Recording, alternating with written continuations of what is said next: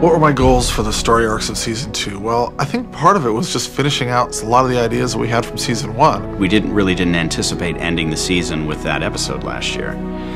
So when we came back, we were sort of put through a drill by the network. They wanted to know what we had in mind for season 2. In season 2, we really wanted to expand the scope of the show.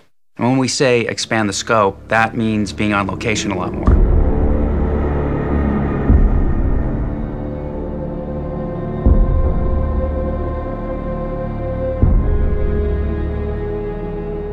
Some of the things that I was interested in at the end of season 1, we've been exploring a lot in season 2. Specifically, what's the residue from Cameron's damage to her chip? How has that affected her ability to do her job? How has it affected her relationship with John? Are you busy? No. So we kind of came into this room for a few weeks and started talking about, you know, where we had left off and where we might want to go. And everything kind of focused on the John Connor character. And we decided that this should be the year of his emancipation from his mother. Now is not the time for this. Now is not the time.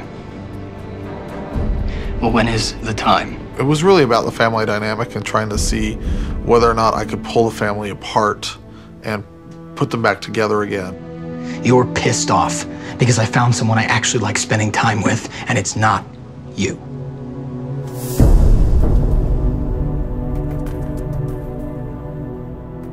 Everyone already knows she's building Skynet. Everyone already knows that the Turk is Skynet. So we're all waiting for it to wake up and be evil. The writer's room is a very, you know, almost sacred place on our show. And it is where, you know, outside of Josh's head, where, you know, every creative idea is vetted. You know, it's challenging, and this is the first show that I've ever run, so I took a lot of my cues from John, actually, who's been doing this for many years, but at the same time, it was creatively, I mean, I was sort of, as George Bush said, I was the decider. It's about what do we want to do with the Ellison character, where do we want to take that character, and how do we want to use that character to reveal the place where we want to get, like at the end of this season, right? But she's still sort of means testing him where we are in 11, which is that he has to go through the Savannah hoop in order to get to the end of 11, which is sort of a false beat because he's done so many other things that would sort of justify his involvement, specifically bringing the body. You want there to be a good, healthy debate about things, and you want to hear every good idea. You don't want anybody, you know, from a co-EP to a staff writer, you don't want anybody to feel like they can't express a great idea, because they're all writers. They're all, you know, they're very good writers. That's why we hired them. So they're all eminently qualified to have a great idea. And I think, so you want to foster that. You don't want anyone to feel hesitant, like you're going to shut them down or make fun of them or you know, again, just not hear them.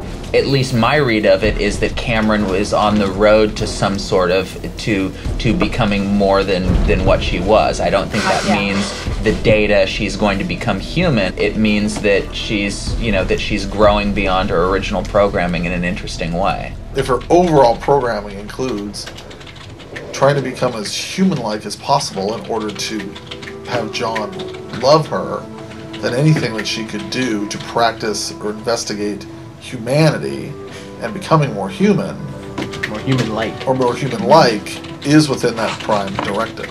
So I think that trying to just, you know, have good chemistry in the room and some continuity with your staff over time is probably the best way to get the best ideas. And then I just have to be smart enough to either to see a good idea, you know, or get out of the way. Ellison's job is to, like, this happened. The process at Sarah Connor is extremely collaborative. We break stories collectively as a team, and then each writer takes one episode and writes it from start to finish.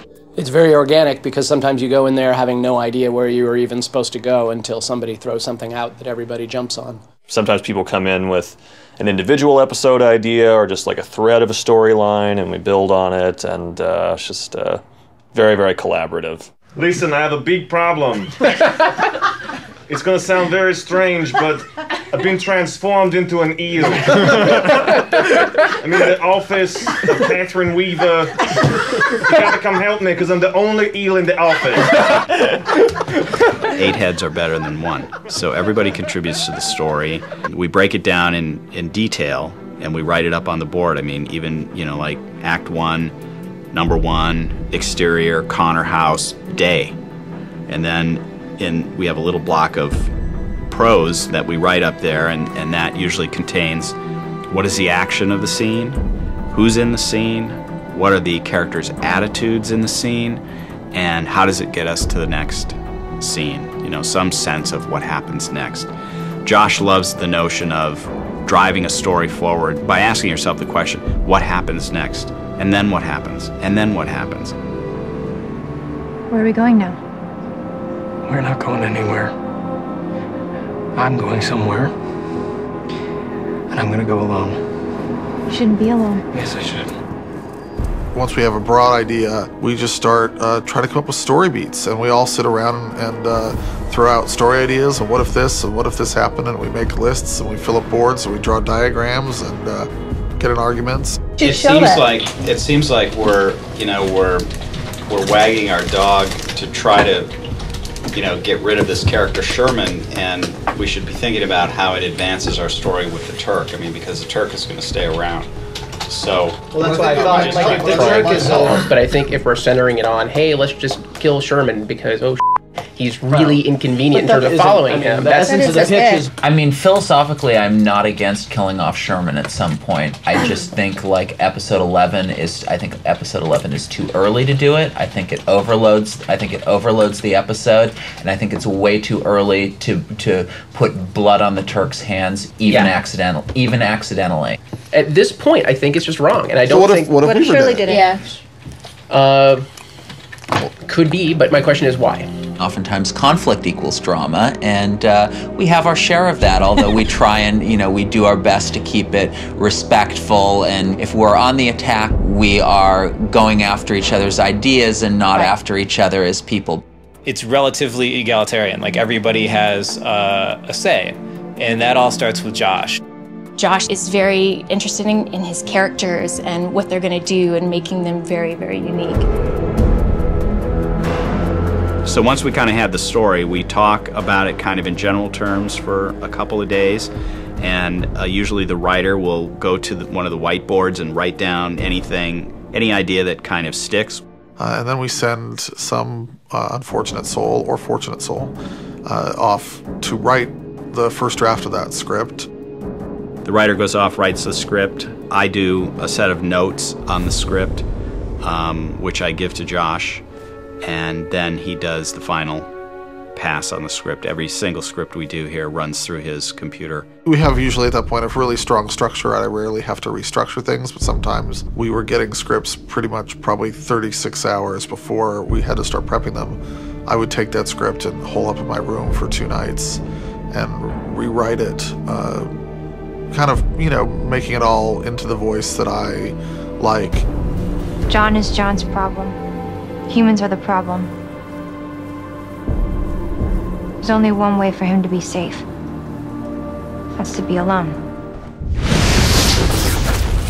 This season, one of the things we set out to do was to create some standalone episodes so that new viewers could watch our show and feel that they'd seen a complete episode. I know him. Unless you're about, 110 years old. That photo's from 1920. See, December 31st, 1920. As the season progressed, we realized that, you know, there is a literary quality to the show. There's a novelistic quality to the show. In the television world, they call it being serialized. I look at it as literary because I feel that Josh has poetry to his vision and to his writing. There's a bit of a life cycle to the whole process, and I think on a lot of shows that have a lot more standalone aspects, it's easier because you may have a writer come in and say, I want to do, you know, this, or I read this article about, you know, this, and maybe we should do an episode about this. And our show doesn't really work that way because it's so serialized. And I think even in the second season, where some people had a sense that it was more standalone, at least for the first part of the season, it really had to carry all these serialized elements, and you could never ignore the mythology. So it's very difficult for us to sort of send people off on independent study and come back with 5 story ideas. It just doesn't work that way. So when it comes to deciding what we're going to do, he's the final arbiter. It's all about what he wants to do. He sets the table for us. He tells us where we're going. We have a lot of talented people on this writing staff, and everybody contributes, and everybody, over time, it kind of sifts down. Everybody, it's like a family, dysfunctional family of brothers and sisters. There needs to be, and is on the show, a central vision and aesthetic. It's not just about what are our mythology beats. It's how we tell the story, how we use language, how we use voiceover. Those kind of things need a very specific aesthetic, and Josh has that. For all of us, it's really been we have mutual respect for each other, and we've sort of found a niche. James spends almost all of his time on the set, or and has really done a great job of kind of taking what he knows from me and the things that are important to me in a performance, and found ways to communicate them to the directors and to the actors. So if you watch our episodes and you can go from 1 to 22, I think you'll have a real sense of this all has a feel to it. It feels of a whole. It feels like, one thing rather than 8 separate people's ideas of what the Sarah Connor universe is like. And that's the power of having a very strong creator with a vision. Any television show, by and large, it's falling in love with those characters and watching them struggle and change through time. And that's the same for this show. This show just happens to have an action component to it and a scary robot component to it. But at the end of the day, it's a show about these family members trying to struggle against mortality.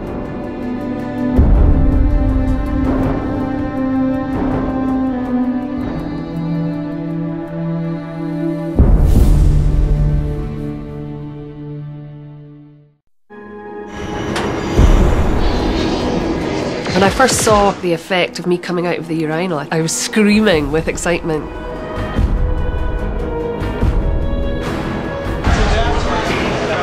Jim's task for season 2 has been enormous. We have very, very limited amounts of time to turn around these effects. I would say the biggest challenges were to make the Terminator future familiar.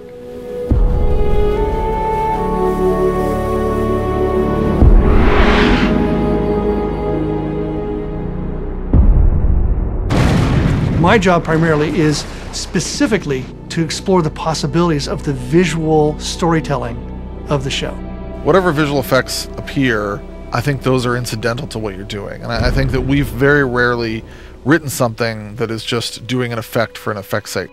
It begins with an idea, and the idea is character driven. Josh writes character arcs. And what's really cool about that is that it means something. At the end of the day, you can do the greatest visual effect in the world, but if it doesn't mean something emotionally to the audience, it won't have any impact. Jim Lima is a tremendous resource for our production as visual effects supervisor, and he is a deep, deep well of creative ideas. The first place all this starts is in shot design, and I start immediately with like little thumbnail sketches of what is the story that has to happen here, and then in the process of doing that, it also becomes a blueprint of execution. These are the things we're going to need to do to be able to capture that. He's like having Leonardo da Vinci on some level in the room all the time. I'm very art and design driven, and this is something that I've always done, and it's my approach, is that I look at it as a graphic novel or animation. And what do those things start off with? Those two particular pieces of entertainment start off with drawings. We'll sit at a production meeting and he will pass me notes that have crazy ideas on it. He had one about the eel in Weaver's office being the key to a time machine. And it was, just completely out there. What we're trying to do with digital visual effects is tell the story. It's always in service of the script that we create digital visual effects. We can ever do several versions of this if you like. We can ever do this and the recoil this way. So then that way it'll look like Terminator head this way. Yeah, exactly. You have to go in with a plan. The storyboards, the script, the shot breakdown. I work very closely with the directors and the executive producers on before we go into battle, here's what we're going to do. And again, she can do this all in slow motion. You know, she can do it at like a half speed, and then I'll speed ramp it, and then we'll have the actual vehicle smash.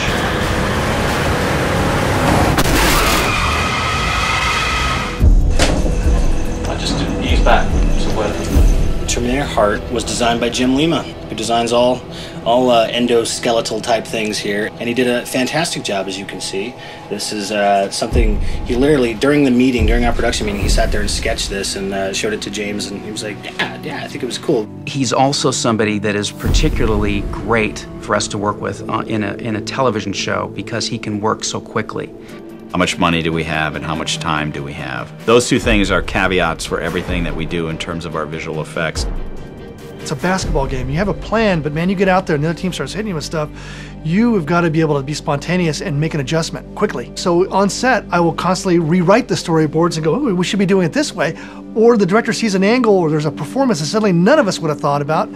Let's go in that direction. Visual effects was... We can go to him and say, okay, Jim, we need to design an HK prototype that is also reminiscent of the California drones for episode 13, which is Earthlings Welcome Here. Now, that's not easy. It's easy for Jim. There is some sort of strange, fantastical engineering inspiration to most of the things that he creates, and it isn't. He's not just saying, here's a ray gun, or here's how we're gonna do our time machine. He wants it to have a science behind it.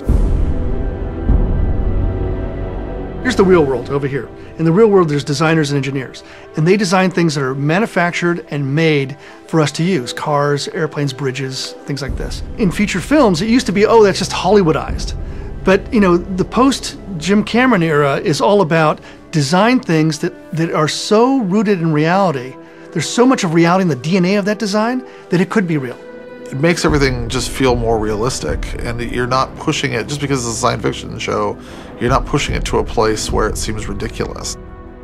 In the story of Terminator, the Sarah Connor Chronicles, things that are designed have to fit within the narrative. And so it has to be engineered, but it also has to tell a story. It has to tell a story that's either about its character or about its function. For example, the T-1001.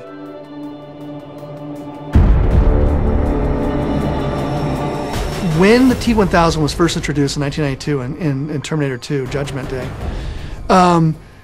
it was an incredible leap forward. There was a shift in technology and possibility in filmmaking. But then something happened, something that wasn't good. It became ubiquitous. Suddenly, everything was being morphed. You had, like, you know, dishwasher commercials that were morphing, and tire commercials and jelly bean commercials.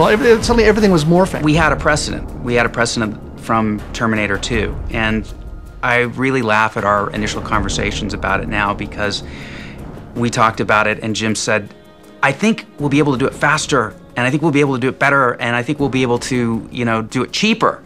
After the urinal morph, which took the 90 different passes, I said to Jim, I thought you said that all this morphing thing was easy now. He's like, I was wrong. It was really tough to sort of get it to the point where it kind of looked right. Just because you have a program that morphs something doesn't mean it ends up looking like you want it to look, especially if you're morphing things like a toilet into, you know, Shirley Manson. It was just so cool and seemed very sort of in tune with particularly the first two Terminator movies that I was a huge fan of, and I was like, oh my god, that could have come straight out of like T1 or 2, so I was really chuffed. I think he's done an amazing job. To be the T-1000, we had to do a 3D rendering of her in various different costumes. Then, you know, and this goes to performance and acting, she needs to act like a liquid metal Terminator and get that movement right. I became such a great actress that I actually became a urinal. It was really impressive. Sorry I pissed you off, Mr. Tuck. I live for pushing the visual possibilities of the technology. And the more difficult and the more complicated it is, you know, and especially if it hasn't been done before, that's where I live. That's what I want to do. That's where I want to be. Just having a guy who can manage the visual effects side of it and also really just contributes on a story level and design level has been incredibly important. He's been here since the beginning, and he's one of the voices of the show visually, and I wouldn't really know what to do without him. Visual effects are always at the service of the story. When I design something for the show, there's a sense of dread, there's a sense of points and spikes and horror about the thing, a demonic, nightmarish, childhood fever dream vibe about it. The intent of that is to put these things into your subconscious. And that's the kind of dread that is kind of always percolating. Josh's amazingly genius scripts. I like to think I also am putting that into the visual effects.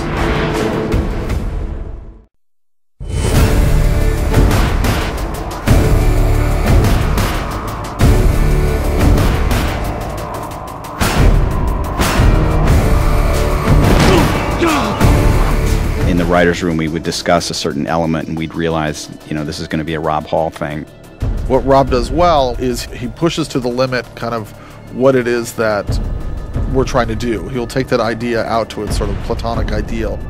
The process of script to screen is usually something like this. We get a script, 8 or 9 days later we're going to start shooting that episode. They'll give it to me, we'll go to a concept meeting, we'll sit down. I'll usually have all these ridiculous, grandiose ideas, and I'm usually overly optimistic, like, yeah, we can do that, and then I go back to the shop and have a meltdown session with all the guys in the shop and go, how the hell are we going to do this in less than a week? What Rob does is make sure that there is a credible reality created when there's a fight between a Terminator and another Terminator, or a fight between a Terminator and another human. This season for us started off with a bang, literally. And with Cameron in particular, she starts off the entire episode with her face hanging off from the Jeep explosion. He does things that I think are just extraordinary, like the damage on Cameron's face in Samson and Delilah. That's 2, 3. Yeah, perfect. Summer has this very tiny, dainty, porcelain-like face, and anything you put on her, it's the old problem that you're always dealing with prosthetics. It's a subtraction addition problem. You're doing this side of my face, but it's supposed to be recessed, but obviously I have to add things to it. I can't scoop out this side of my face, so it's a sleight of hand. It really is. You're trying to add things to make it look like there's less, and that's a big magic trick. It can be helped or it can be ruined by lots of things, lighting, camera angles. There's so many things that he has to think about to make it all work. And I'm really proud of what he's been able to do. Don't always love the hours that I have to spend in his chair, but we've got a system where I can kind of fall asleep and wake up with half my face missing. In television, you want to acquire as much practical effects as you can on camera. You'd rather do that than try to do it CG. It makes it more real for the actors. It gives an immediacy to the footage, and it tells the story in a much more effective way. You're never not hurt in a fight, unless you're Superman. So it makes you feel like you've been in a fight. It makes you feel like you've been through something, and it's kind of nice. You can feel some blood running down. The episode we did where Cameron cuts into her arm, that was all, a prop that was created by Rob. It'll be like this. So the girl, the hand double, puts her hand up through the table like so. Right. It's blended off, and so.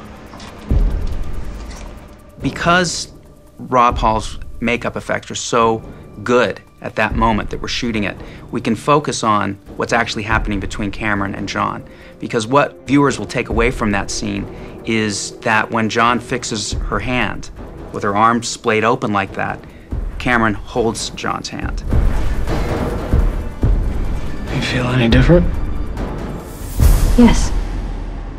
When we shot Cromartie's head off, that was sort of a combination of Rob Hall and Jim Lima, and those two guys really worked together. What we did was we built a green screen appliance for Garrett. So we brought Garrett into the shop and took a live cast of him, and then, like I said, we built this essentially like a donut-shaped round piece of flesh that could be applied on and blended off. And then to take that one step further, we also built a head of Garrett that was totally lifelike. It was a likeness head of him.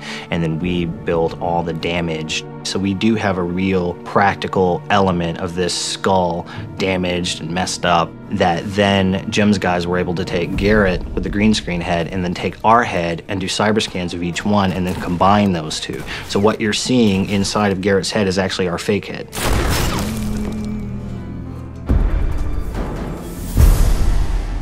We had felt that we did the shot of a Terminator having his head blown off really well, and Mr. Ferguson is ill today. So we felt that we didn't need to do that again, but we did want to show the devastation of a plasma burst against the Terminator's head. You know, I always find that old school is the best school. The death of Queeg is going old school. With Queeg, we were going back to trying to come up with a way to do it. Do we want to do something like we did with Garrett? And Guy B, the director, said, why don't you just make an appliance that goes around and we'll cut a hole for his head and stick him in. I was like, that's brilliant. And Rob created the residue and flesh, and it works great. We added a little bit of special effects smoke, and it looks like a Terminator got his head, half his head blown off by a plasma gun.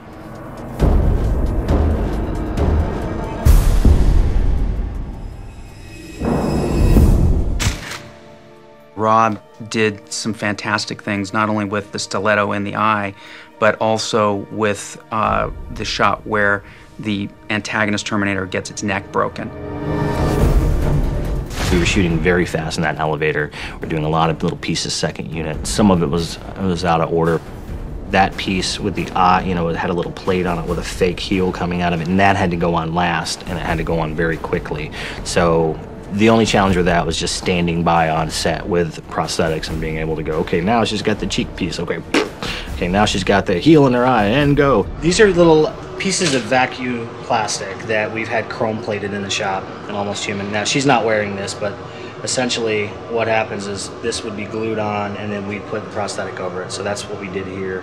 I think the ultimate goal when you're doing my job is just to make it look real.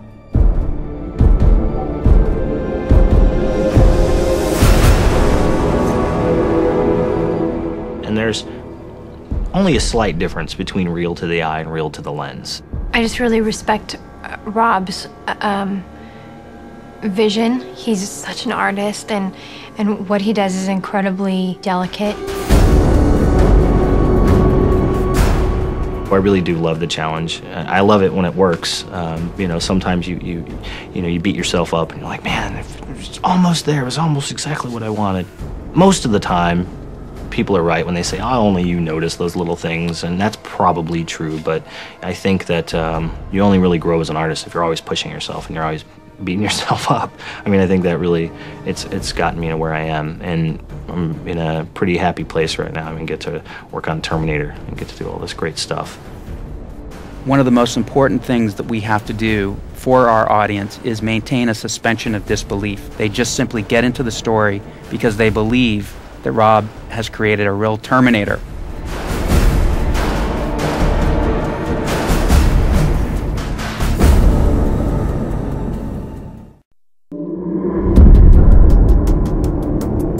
Great sets make everyone's jobs a lot easier. In many of our stories, the writers create environments that are unique to the Terminator universe. What you look for, and I think what Merrick has brought to us, is just a level of adventurousness in terms of what he wants to do.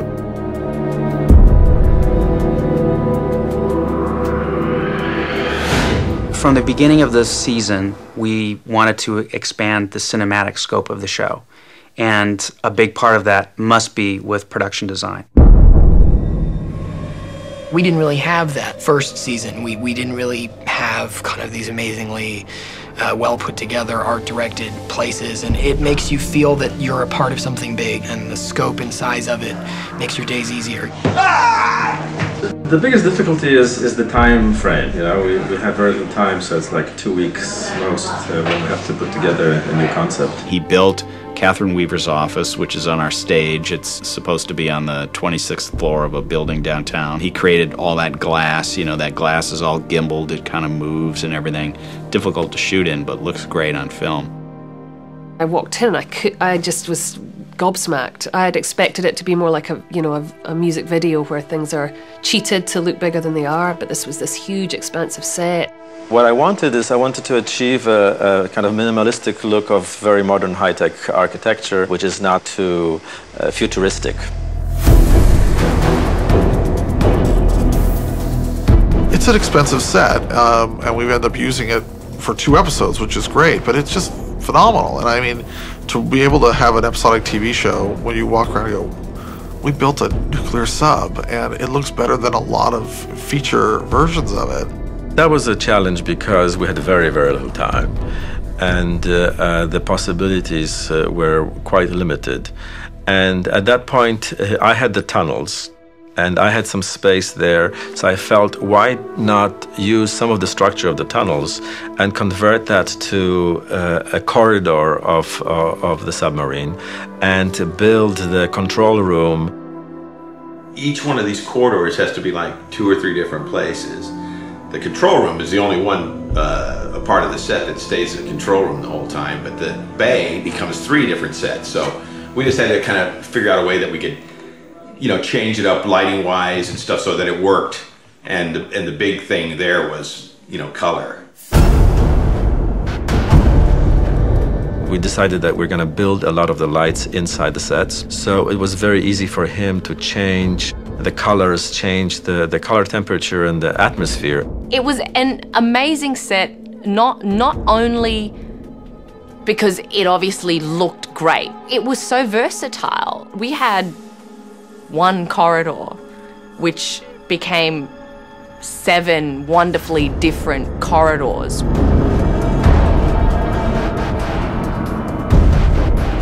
The first time we shot in the tunnels, I was, you know, you read the script, but until you're really in the set and on the location, you can't completely connect to what's really happening. So when you're in this small enclosed tunnel network and system, you know, with dirt and the pipes and the dust and the noise, and it's the most helpful thing ever. I mean, if I was doing that purely in front of a green screen, it would never turn out the same. With that set, Mark constantly reminds us of what Sarah is fighting for. I think my favorite sets are the ones in the future. More than anything, those are the ones that really take me to a new place. And I feel that we've really done some beautiful sets. And my favorite one, I think, from this whole 2nd season was Allison from Palmdale when I'm running through the tunnels.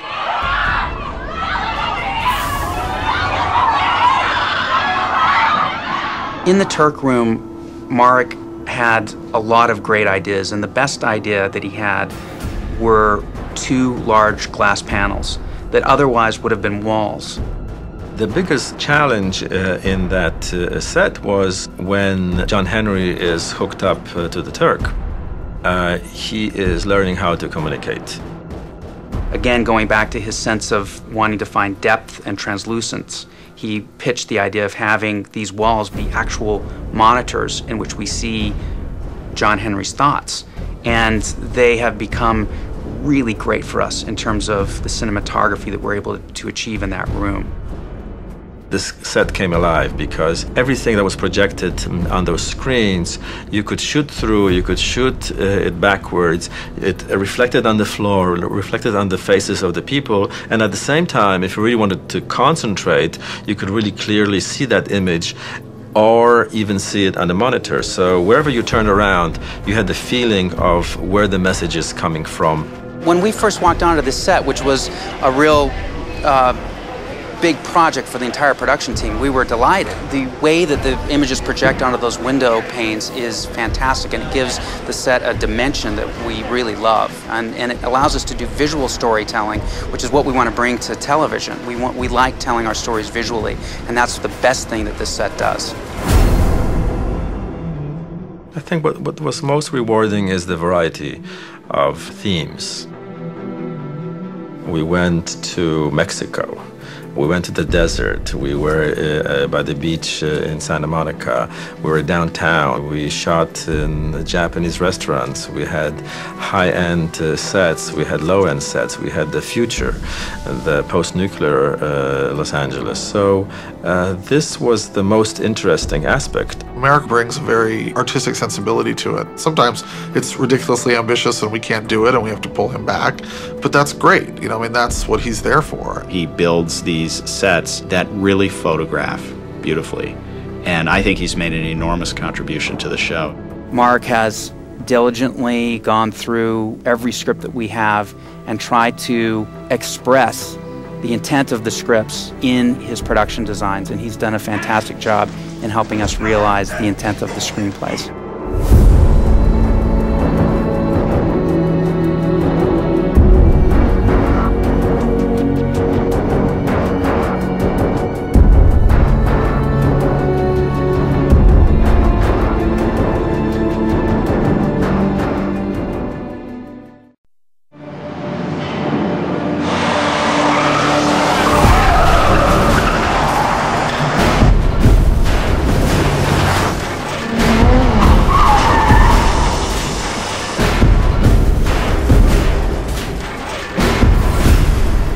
In all of our episodes that utilize action, we try to actually move the story forward in our action sequences as opposed to just creating explosive eye candy. Always, to me, the most challenging thing is trying to get drama and emotion within the context of an action sequence, which we try to do a lot. Our show has always had sort of an old school approach to these things. I mean, if we can do it practically, we want to do it practically. In stunts and in special effects, you really need somebody who's done it for a long time. James Cameron taught me, he goes, I will shoot it real until I can't. Everything I can shoot real, I'm going to shoot it real. In the opening episode of season 2, Samson and Delilah, we do a pretty spectacular stunt. We flip a car that Sarah is driving and crash it into the LA River. Joel will lay out what he wants to get done. Then he'll come to me and say, Steve, I need this beefed up, the forward quarter panel, or I need this reinforced here. We'll take the cars back to our effects shop. We'll open them up and we'll reinforce them. And we'll have them ready for crash day.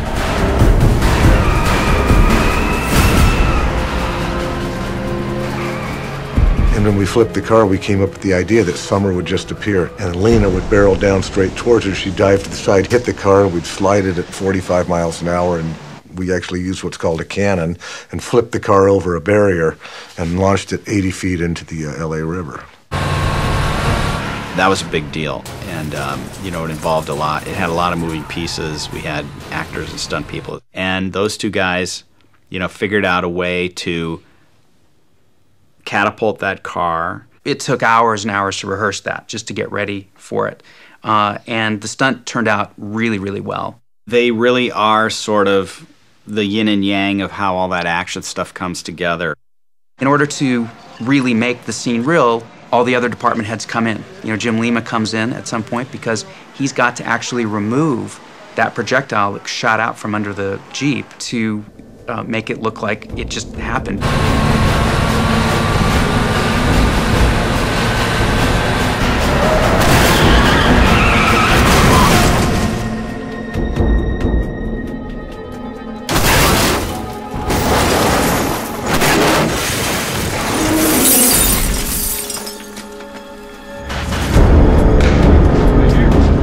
The longer you can hang in there where you see it just about to leave his head, you'll beat him anyway. What a way to start the season.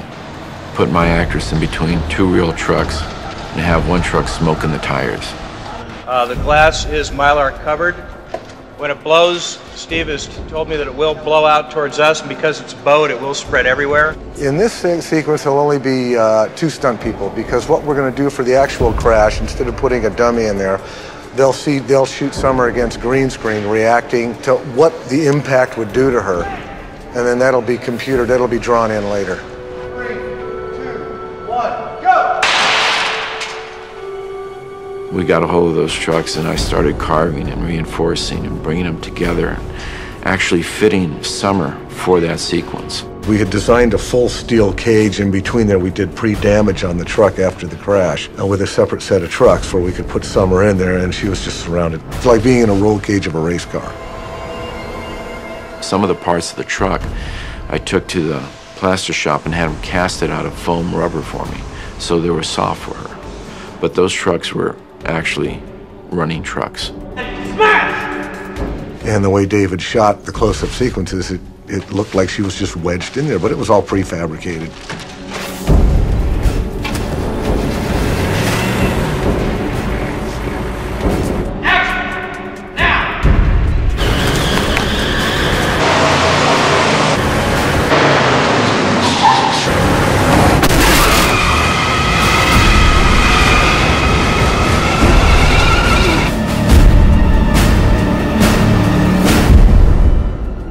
really loved the day we spent in the water. And we went to this water tank. It's when I followed John off the pier, when he jumps into the water, and Carmine just goes without hesitating, because that's his goal.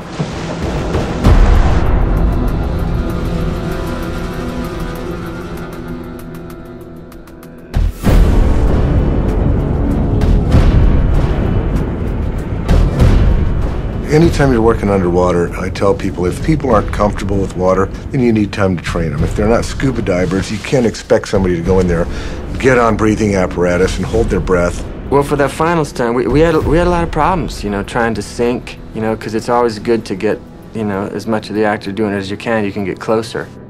But I think because of my boots, I had these cowboy boots on that are full of air, and so when I would jump in, it just would automatically flip me over until it filled up. So I had a real hard time getting the feet down. Garrett Delahunt was very comfortable. He had a couple of scuba training lessons. He took to it like a dog to water. It was not a problem. They'd tied a rope around one ankle for the moment where I just have to sink and I'm looking up at John. Sorry, when I sink and I'm looking up at John.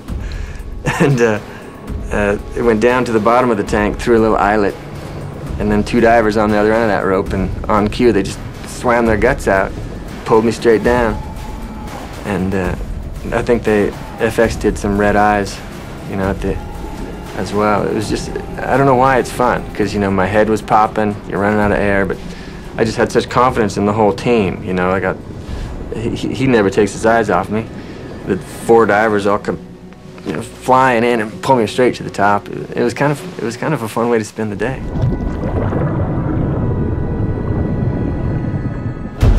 Josh is very smart in that aspect of putting the storylines together, because I'll come up with action pieces that fit within what he's trying to convey in the story. How many action pictures have you seen where there's no story and they're just throwing a lot of action? You're bored. At least that's the thing that's the most important to me, is what are we getting from the characters while these things are going on? Because without it, it's just kind of action porn.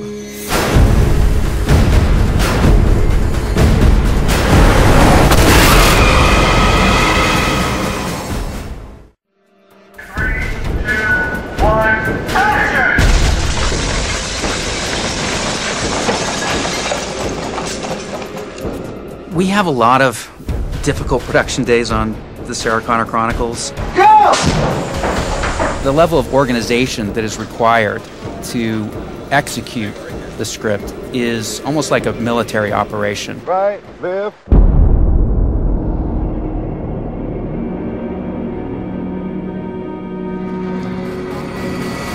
There's a balance that you have to find when you're making these shows between pushing your actors and challenging your actors and pushing them too far. When there's those big action sequences, you read them, just pages of cars rolling and guns being fired and people jumping out windows, you're like, I ain't gonna see the daylight. Some of the big days of the season I wasn't there for. I think Cameron stuck between those two trucks in Samson and Delilah. It was a huge, challenging day for them. The car flip in that episode was a huge, challenging day. It's like preparing yourself for a marathon when you read those scripts. You're like, this is gonna be 19 hours every day and 7 units. I mean, we really work like a feature. Production challenge for me is, how is the performance ultimately? You know, I think what we've learned how to do over time, well, especially when you have someone like Steve or Joel, is we can flip a car. You know, we can flip a car into the river. People have done it. You know, since the beginning of movies, they've managed to flip cars and things like that, and they only get better and better at it. For me, it's how do you get a dramatic performance within that production?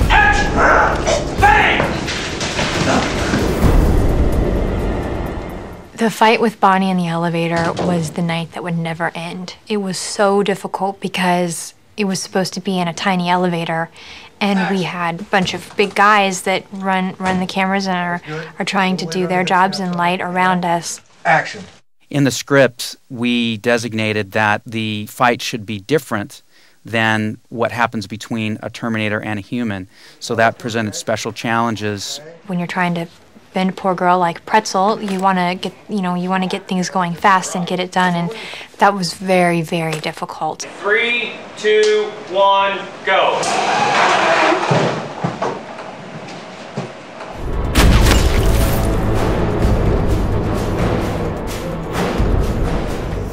script poses the question of how do you really kill a Terminator? In doing our research, that a Barrett 50 caliber sniper rifle would probably take out a Terminator. Our production team dutifully found replicas of it that are a little lighter, but we felt that the real rifle looked better in Brian's hands. Gun weighed between like 35 and 40 pounds. It's not a gun that's meant to be fired standing. You're not supposed to like be running with it and doing what I did.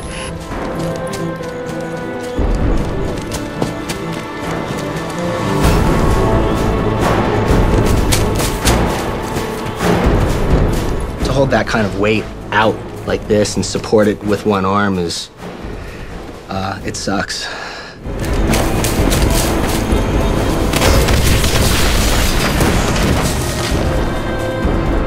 You wanted him.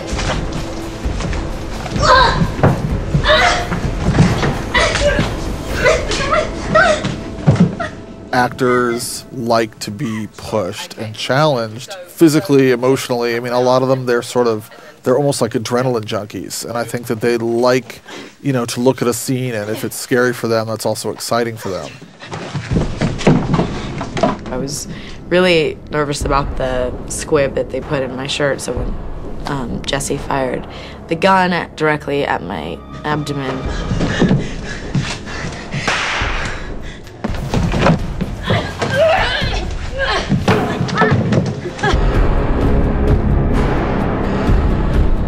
the one that first comes to mind was towards the end of the last voyage of the Jimmy Carter, where Jesse shoots Queeg. I think that was about 4 or 5 pages long, and we were shooting that at the end of the day. There was everything from the heightened emotion in the scene to Queeg being shot and the practical effect, so that was a big task. Guys, look! Metal! Deets! Stop!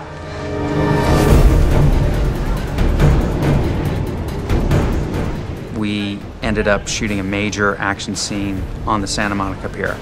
And it was one of the worst places for me on the day that we shot there, simply because we were trying to do a very complicated action scene with thousands of civilians around us all the time. Here we go. There are a lot of advantages to shooting on a practical location as beautiful as the Santa Monica Pier, because we get a production value that you can't get on a soundstage. The hard thing is that we have the elements also. We have seagulls, we have guano, and we also have a lot of spectators. We have a lot of people that are joining us for the shoot. I mean, I remember that there was a moment during that particular day where I was sitting at our video monitors watching a particular shot, and I wanted to speak to the director about it, and by the time I pushed my way through the crowd, he had literally moved on to the next scene. So we had that all day, where, we also had people looking into the camera, trying to get autographs. A lot of paparazzi that were keeping us from being able to keep shooting. The fans were fun. It was fun to just be shooting in the middle of a normal day. That was pretty funny because we never get to do that, but it was amazing how many paparazzi showed up and how many shots it ruined, and we had to start over again.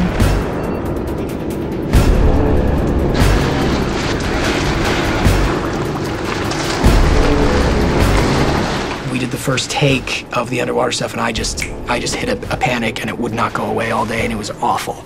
I felt sick.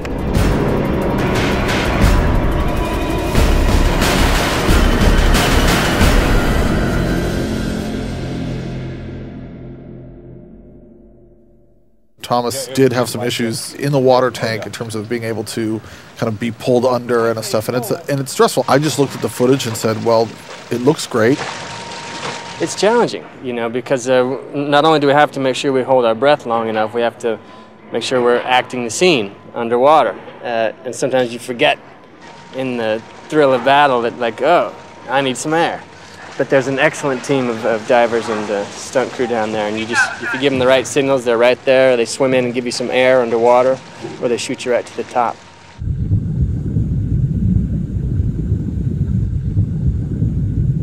I'm a heavy weight for them because I've had trouble sinking. I think because of the wardrobe, and so we've loaded my pockets with about 16 pounds of lead shot.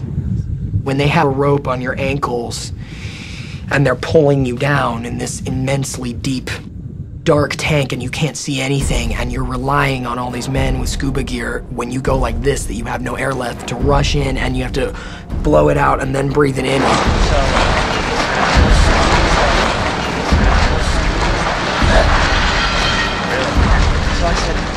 And I think I annoyed the crew a lot because they kept bobbing up and going, I can't. And they're like, we don't have the shot yet. Well, being on the show was a little like being at ski class, where everybody is an amazing skier, and you are, you know, you're a beginner. You have no idea how to even begin. And it's exciting to be challenged. You know, I'm 42. I've been doing music since I was 15. It's just exciting to do something that scares me a little, and I'm not 100% sure of how everything figures itself out. Now, having done movies and then doing this it's an incredible amount of work. We believe that the Terminator franchise offers a vast narrative arena to tell amazing stories, but it makes for big challenges on a television schedule.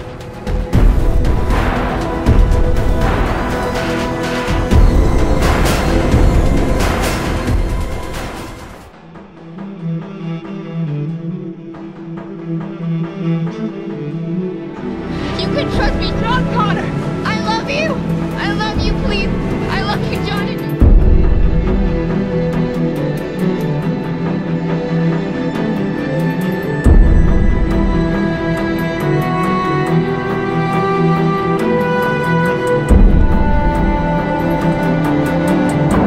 The most challenging part of scoring this show is keeping up with all the different character arcs. It's not like a typical show where you have a villain and you have a hero, and the way they interact is always the same. I do have a very strong sense of what I want from music, and it's really kind of about the level of emotionality versus sentimentality, and how much can you play tension and how much of it feels real versus just sort of false ginned up tension, which I feel like I get a lot on TV soundtracks. We started talking about the music of the original two movies and how much it meant and how well it worked in that context. And they asked me what I would want to do for the show, and the first thing I said was that we need to draw from that sound. We need to make the show connect with the universe of the movies. And from there, I also knew that we had to take the show in some other directions, mainly because it explores Sarah's character more than the movies ever did.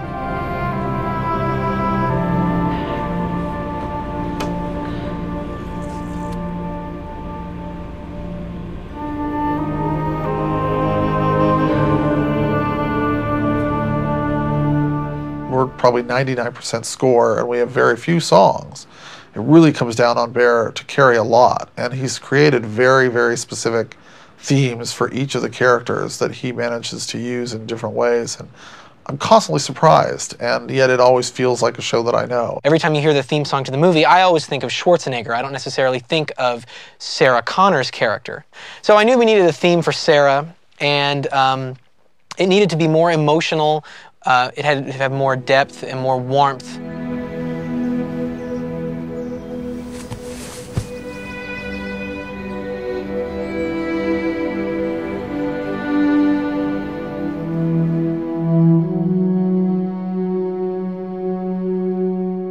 One of the things that I think is so important about how Bear approaches his work is his understanding of drama.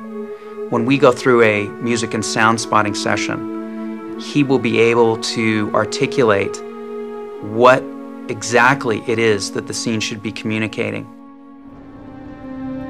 Your daughter is beautiful. Thank you. I think he's created a distinctive sound for our series, using very specific instruments.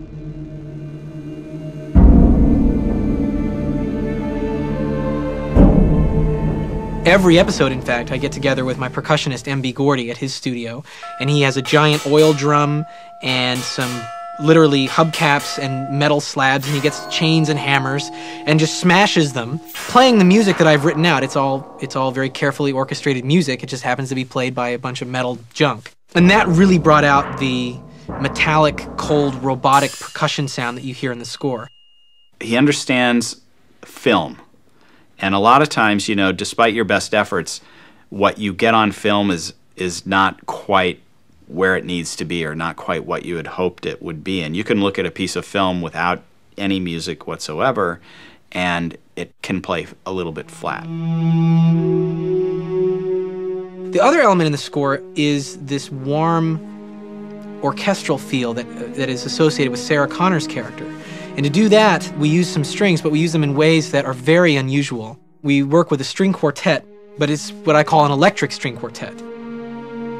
It's 4 string instruments, 2 violins, a baritone violin, and a cello, that are not mic'd in a room the way you would typically record them, but they're run through guitar amps. And then we mic the amps as if we were recording guitars.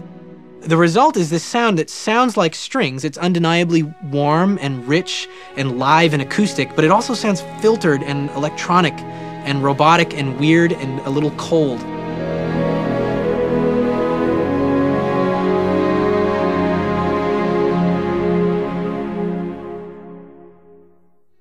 If I had my way. I'm a huge Bruce Springsteen freak. I only listen to Bruce Springsteen when I write the show. I listen to it 24/7. And there was a time during the strike when I started listening to this one particular bootleg concert of Bruce Springsteen, and he does a cover of the Samson and Delilah, which is, you know, this old tune from the 20s. And I just fell in love with the song, and I came into the writer's room, and I just put it on speakerphone. I said, this is the start of the season. Josh called me when he was writing the first episode and said he had an idea about using an old gospel tune called Samson and Delilah. There were sort of many Samsons and many Delilahs in the episode, so I knew thematically I was something I was really interested in. This tune not only really inspired him, but also in very strange ways, the lyrics of this tune emulated certain events that happened in the story. Lyrically, I find it really powerful and exciting, and I love that kind of music. You know, I love gospel, and I thought that I could probably do a pretty good version of it if I had my way with it. Had my way. It really, for me, was an answer to the Johnny Cash song. If I had my It was another song that was very biblical, had a very old, soulful approach to it. So we met, the three of us, and started discussing and played music that we like and talked about it. And that was the beginning of about a 3-week process of me recording some tracks, doing demos, getting together, talking about it. I was coming from more of a, you know, rock and roll standpoint, and he's coming from a, you know, composer's standpoint. But I also understood that the song was going to be used in the bed of the soundtrack, and it had to have a sort of cinematic quality. Bear didn't want to just do a version of the song, he wanted to do a Terminator version of the song. Delilah, she climbed up on Samson's knee, said, tell me where your strength lies, if you please. It's storytelling, you know, it's a real traditional folk song, and I felt like I had to figure out what that emotional arc of that song was. She, you know, wanted it to be almost more like a Scottish folk song, and amazingly, I think we actually ended up somewhere in the middle, which is we ended up with both. If I had my way, if I had my way. I find it a very interesting experience and a real challenge, because I don't normally sing this kind of music, so I'm really, it excited me to do it, and I'm really proud of the results of it. If I had my way, if I had my way, if I had my way, I would burn this building down.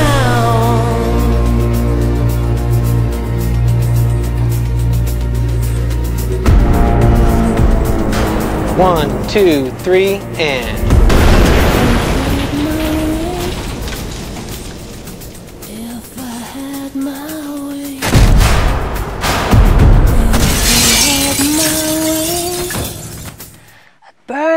this whole building down.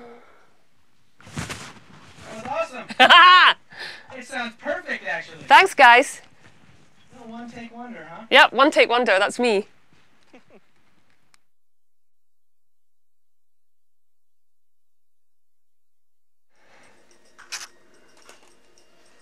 Do you want to bring me in, beer?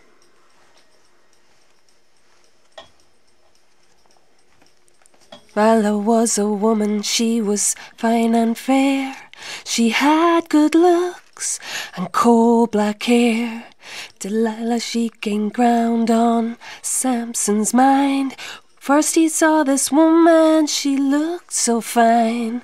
Delilah, she climbed up on Samson's knee, said, tell me where your strength lies, if you please. Then she spoke so kind and she talked so fair, till Samson said, Delilah, cut off my hair, you can shave my head, clean as my hand, and my strength becomes as natural as any man. If I had my way, if I had my way, if I had my way, I'd burn this whole building down.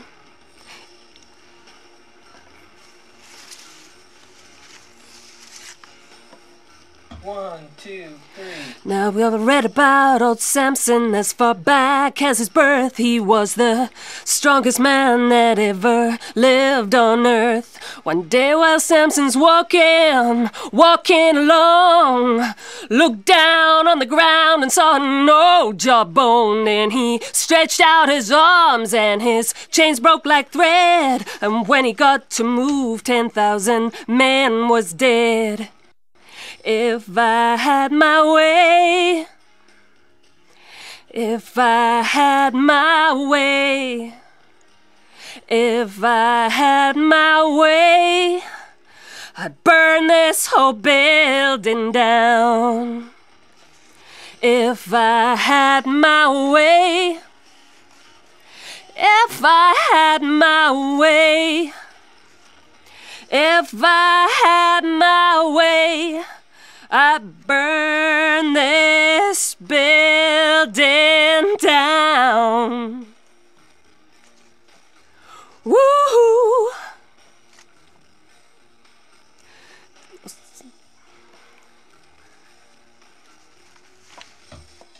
Two. One, two, three. Then old Samson and the lion got entwined in a fight.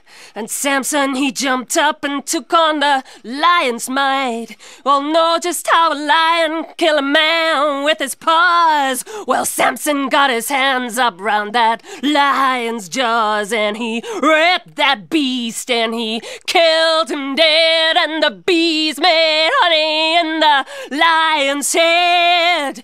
If I had my way, if I had my way, if I had my way, I'd burn this whole building down.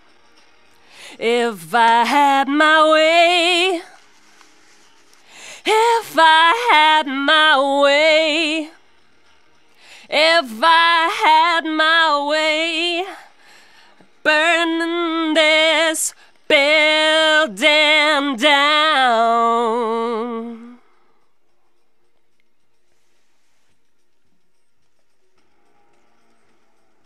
One, two, three, and. If I had my way, if I had my way, if I had my way, I'd burn this whole building down.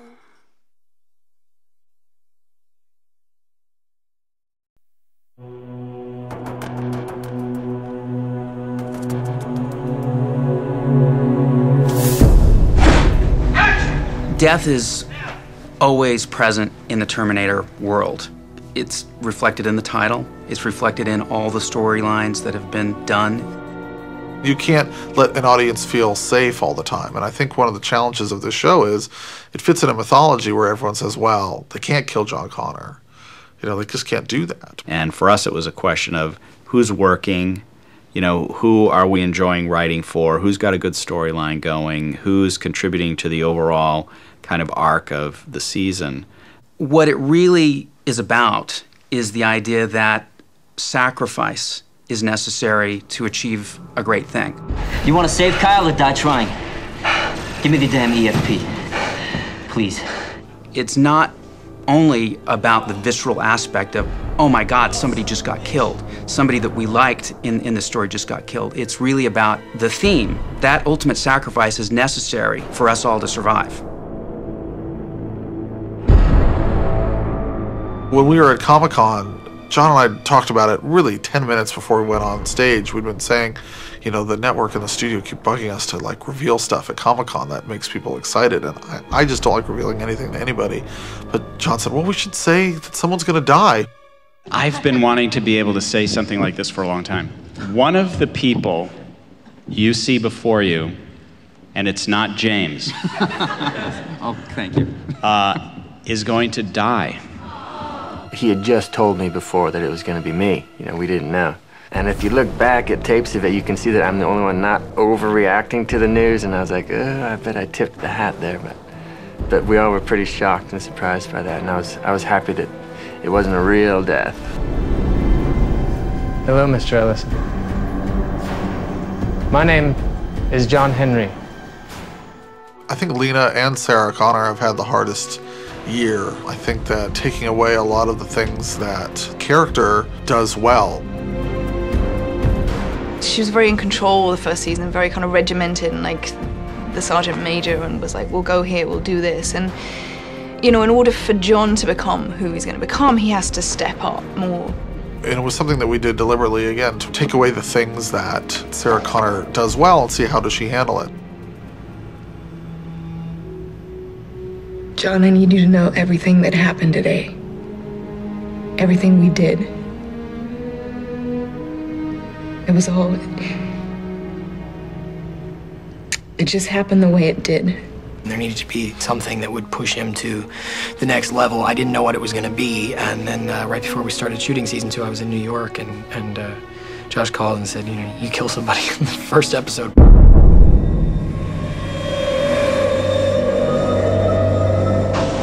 Manhood by murder in some way, and I mean, not that he wasn't kind of on his way to becoming that, but it became, I think it was the necessary outcome for the situation that they live in, and unfortunately for both of them, it was he who had to do it first. It's sort of the paradox of the whole character is that he actually, yes, he's a savior, and yes, he's a warrior, so killing someone should be second nature, but his whole point in this war is that he regards human life with such care, and a human life has a sanctity.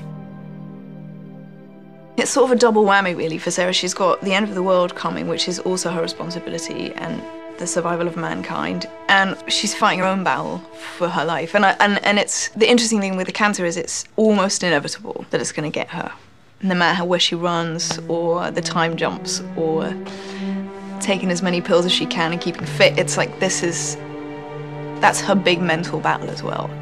One of the things she's always been able to count on is the love of her son and the control of him. Hey, I'll be there in a few minutes. And so killing this man, yet it was to defend his mother. It's another tie between his mother, how far he will really go for her, and I think that's kind of why he turns on her soon after, because he knows he loves her so much, and he did this thing to save her life, but now it's kind of awkward, you know, it's kind of like, well, now she knows that, and he's going through all this turmoil to save her, and she's always busting him up for she needs to save him, and so I thought it was the perfect catalyst for his transition. He won't be seeing Riley anymore. Is that so? John's not stupid. I don't like the way he responds to you. You got what you wanted. One of the reasons why we brought in Levin's character, Riley, was to provide him with like a rebound girlfriend in some ways, which is, I always felt like he was sublimating his feelings for Cameron by being with Riley. Are you busy? No. I was really honored that they trusted me enough to give me this kind of material. I resisted her being from the future. Once I embraced that, I resisted killing her because I thought, you know, this is just rough for this character. And then I read the death and I was like, oh my gosh, what am I gonna do?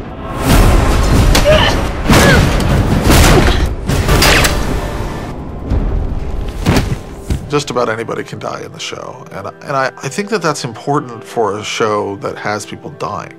And I think for death to mean something, you have to kill people. And that really began this sort of tumbling dice kind of thing, you know, where we started knocking over pins. You know, Jesse was next. Charlie Dixon, you know, came after that. And then Derek, of course, in the second to last episode. Derek dies exactly the way I think he would want to die. I don't think he'd really want to go out, you know, like he did in his first episode, on a table bleeding and in pain. He's kind of in the school of, I shoot you or you shoot me. But I remember James calling and saying that was really disturbing to see one of our leads with a bullet hole in his head, you know, just get taken out by a Terminator. And we said, yeah, that's the point, you know, it should be shocking. For me, it was starting to feel very crowded with all of them marching around from mission to mission, and I liked the idea of having other things that we could play, and Jessie quickly became a very interesting character for us because she was from the future and because she knew Derek, and they had shared a past or a future. That's actually one of the most compelling aspects of this series, is that in a sense, everybody is sort of running on their own time track.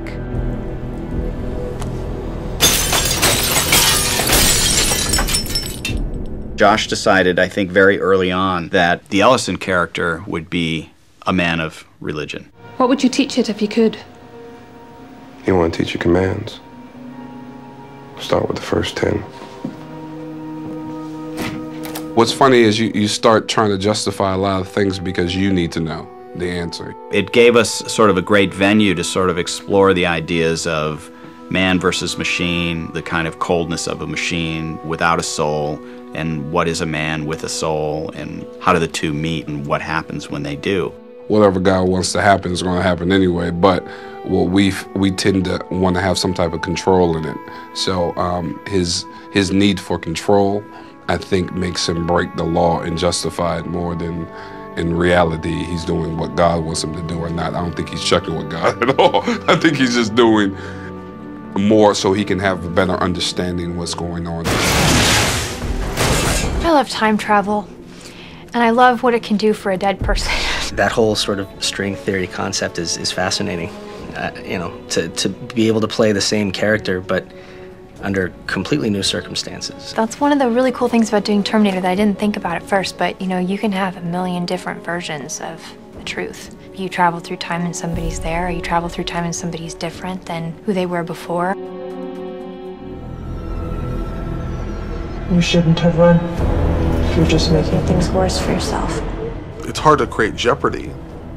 You end up having to create it different ways, and I think you also create it by creating other characters that people care about, who you can put in jeopardy and people will believe are going to be eliminated. It has to go that way, really. I mean, it can't just be a chase every week. Almost every single person at one point or another has been discussed.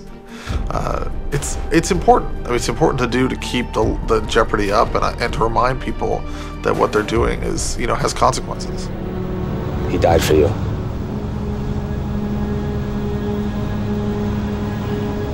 We all die for you.